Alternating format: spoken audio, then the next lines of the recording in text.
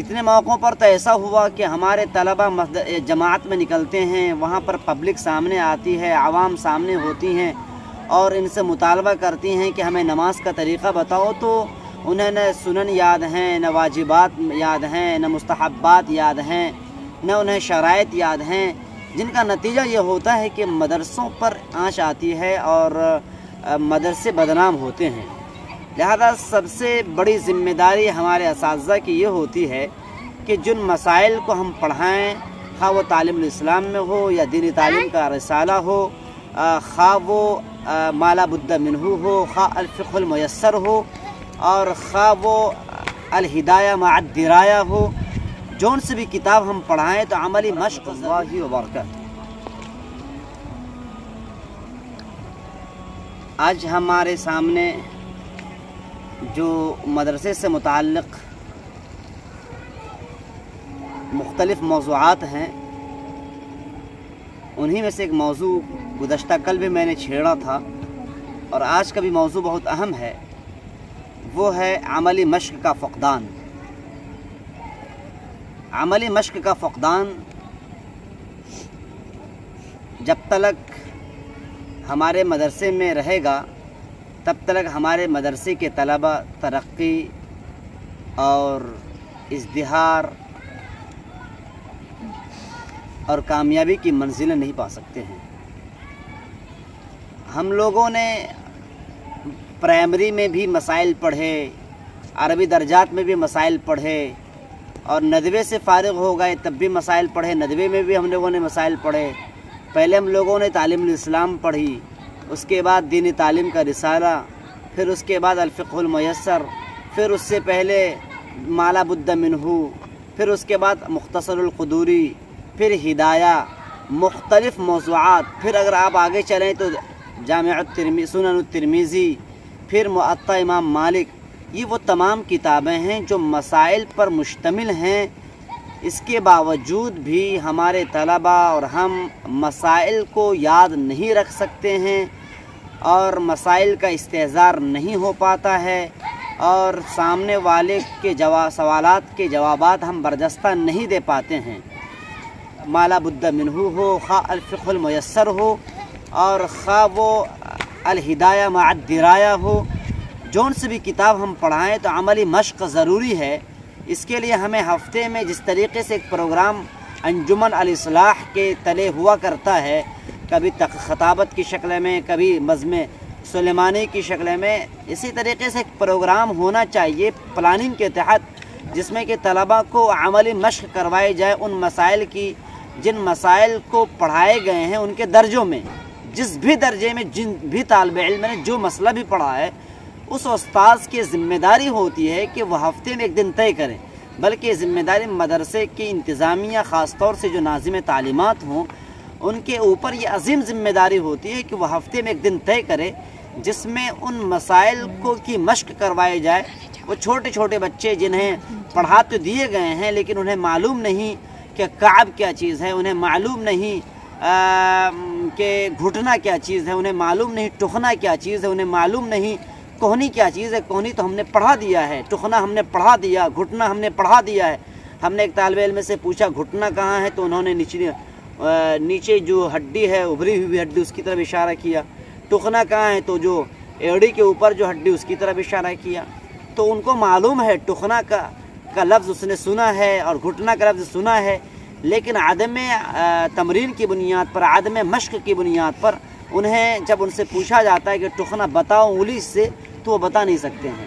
تو مدرسے کی جو انتظامیہ ہوتی ہیں، ان کی یہ ذمہ داری ہوتی ہے۔ یہ ہمارے طلبہ ترقی اسی وقت کریں گے، یہ ہمارے طلبہ اسی وقت آگے بڑھیں گے جس طریقے سے یورپ میں عملی مشق کروائی جاتی ہے اور خلیجی ممالک میں عملی مشق کروائی جاتی ہے، سرزمین عرب میں عملی مشق کروائی جاتی ہے، لیکن ہمارے سرزمین ہند میں عملی مشق کروائی جاتی ہے۔ خال مدرسے ہیں، کچھ ہی مدرسے ہیں جہاں پر عملی مشق کروائی جاتی ہے، لیکن اکثر مدارس ایسے ہیں جہاں آتے ہیں استاذ پڑھاتے ہیں، آگے بڑھ جاتے ہیں۔ یہی حال قواعد نحویہ و صرفیہ کا، اس سے پہلے بھی ہم نے یہ بات اور اس مسئلے پر زور دیا ہے کہ بھائی ہمارے طلبہ ہمیشہ نحو صرف مکمل کر لیتے ہیں۔ ہمارے ندوے کے نصاب میں طالب علم عربی چہارم تک وہ نحوی عربی چہارم تک صرفی ہو جاتا ہے اور عربی پنجم تک وہ نحوی ہو جاتا ہے، لیکن اس کے باوجود بھی وہ عبارت خانے پر قادر نہیں ہوتے ہیں، جبکہ ان کو تمام مسائل یاد ہیں۔ اگر ان مسائل پر اجرا کیا گیا ہوتا تو آج یہ پریشانی نہیں ہوتی۔ ہم عالم ہو جاتے ہیں، ہم مفتی ہو جاتے ہیں، لیکن عبارت خانی نہیں کر سکتے۔ تعجب کی بات ہے،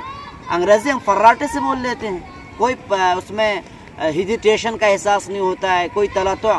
اور اس میں ذرہ برابر کسی طرح کی ہچکچاہٹ نہیں ہوتی ہے۔ لیکن اگر ہمارے سامنے کوئی عربی عبارت رکھ دی جاتی ہے تو وہی نحوی قواعد، وہی صرفی قواعد ہم عام طور سے لڑکوں کو پڑھاتے ہیں، وہ لڑکے ہوتے ہیں جو اوپر درجات سے تعلق ہوتا ہے جن کا، لیکن ان سے ہم جب نچلی کتابوں کے قواعد پوچھتے ہیں، ہفت اقسام کسے کہتے ہیں اور مثال کسے کہتے ہیں، اجوب کسے کہتے ہیں، مضاعف کسے کہتے ہیں، مضاعف کی کتنی قسمیں، لفیف کسے کہتے ہیں، لفیف لفظ التوا آ گیا تو التوا صرفی اعتبار سے کیا، نہیں جواب دے پاتے ہیں۔ اگر ہم نے جو پڑھایا اور انتظامیہ نے یہ طے کیا ہوتا، ناظم تعلیمات نے یہ طے کیا ہوتا کہ ہفتے میں ایک مرتبہ، ہفتے میں ایک دن یہ طے ہو جس میں صرف عملی مشق کروائی جائے گی، جو مکتب پنجم میں ہم نے منہاج العربیہ اور دروس العشیہ ہم نے مقرر کری ہیں اپنے مدرسے میں، اور اسی طریقے سے ندوی کی شاخوں میں یہ کتابیں اس درجے میں متعین ہیں۔ ہم نے جب تک یہ کتاب پڑھائی، الحمدللہ ہمارا یہ معمول تھا کہ ایک دن وہ ذالکہ اولئکہ ہذا ہذان ہؤلاء پڑھاتے تھے اور دوسرے دن عملی مشق کرواتے، نکل گئے اور طلبہ کو ساتھ میں لے کر کے ایک مسجد سامنے ہوتی ہے تو کہہ دیا جاتا ہے یہ واحد ہے تو اس کے لیے ہادہ کا استعمال کرو، دو ٹوٹیاں سامنے آتی ہیں تو کہا یہ تثنیہ ہے تو اس کے لیے ہادانی کا استعمال کرو یا ہاتانی کا استعمال کرو، کئی درخت سامنے ہیں تو کہا جاتا ہے اس کے لیے ہؤلاء یا ہذہ، جو بھی ہوا کرتا ہے، کئی لڑکے سامنے ہیں اس کے لیے ہؤلاء۔ اگر یہ عملی مشق اگر ہمارے مدرسے میں ہوں تو انشاءاللہ ہمارے طلبہ بہت ہی کم وقت میں عروج کی منزلیں پا سکتے ہیں۔ پڑھائی کم ہو لیکن جو بھی پڑھائی ہو عملی مشق ہونی چاہیے۔ تو یہ دو گزارشات تھے کہ عملی مشق مسائل فقہیہ ہوں، جو نماز پڑھتے ہیں ہم ہفتے میں ایک دن ہونا چاہیے، چھوٹے بچوں سے لے کر کے اوپر درجات تک کے طلبہ، عربی پنجم، عربی ششم، تمام طلبہ کو جس طریقے سے انجمن الاصلاح کے تحت تقریر کروائی جاتی ہے، تقریر نٹوائی جاتی ہیں، اسی طریقے سے ایک ہفتہ پروگرام نہ ہو بلکہ پورے ہفتے میں ان کو واجبات، مستحبات، فرائض دے دیے جائیں، ایک ہیڈنگ کی شکل میں، سرخیوں کی شکل میں کہ آپ کو اس ہفتے جو ہے شرائط، واجبات، فرائض نماز سے متعلق جو ہیں یاد کرنے ہیں، تمام طلبہ میں تقسیم کر دیے جائیں، اور پھر جمعرات کو ہر استاذ اس بات کے پابند ہوں، طلبہ سے سنیں، پھر میدان میں آ جائیں، پھر میدان میں گروپ کی شکل میں چند طلبہ کا ایک گروپ ہو اور ایک امام ہو،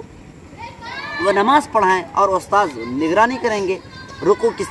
طرح کیا جاتا ہے، رکوع میں کتنی دیر ٹھہرا جائے، سجدہ کس طرح کیا جاتا ہے، سجدے میں کتنی دیر ٹھہرا جائے، اور نماز کی حالت میں جو کون سے جو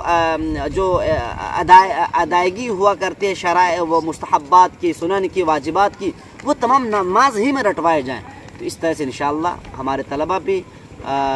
اسکول کے طلبہ سے کم نہیں رہیں گے، الحمدللہ ابھی بھی فائق ہیں، ابھی بھی آگے ہیں، لیکن عملی مشق نہ ہونے کی بنیاد پر جو کالجز اور یونیورسٹیوں کے طلبہ آگے نکل جاتے ہیں اور ہمارے طلبہ پیچھے رہ جاتے ہیں۔ بڑی